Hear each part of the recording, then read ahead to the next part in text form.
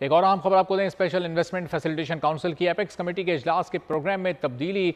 Special investment facilitation council की apex committee का इजलास अब बुध को होगा।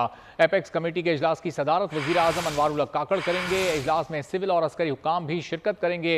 इजलास में सरमायाकारी के हवाले से इक़दाम का जायजा लिया जाएगा। ज़राअत, मादनियात, कानकुनी, IT से मुतालिक मनसूबों की मंजूरी दी जाएगी। स्पेशल इन्वेस्टमेंट फैसिलिटेशन काउंसिल की एपेक्स कमेटी के इजलास के प्रोग्राम में तब्दीली की गई है। अब ये इजलास बुध को होगा। एपेक्स कमेटी के इजलास की सदारत वज़ीर आज़म अनवारुल हक काकड़ करेंगे। इजलास में सिविल और अस्करी हुक्काम शिरकत करेंगे। इस इजलास में सरमायाकारी के हवाले से इक़दाम का जायजा लिया जाएगा। ज़राअत, मादनियात, कानकुनी, तवानाई और IT से मुतालिक मनसूबों की मंजूरी दी जाएगी। अब इस इजलास में तब्दीली की गई है इसके प्रोग्राम में और इस इजलास का इनेकाद अब बुध को किया जाएगा। एपेक्स कमेटी के इस इजलास की सदारत वज़ीर आज़म अनवारुल हक काकड़ करेंगे।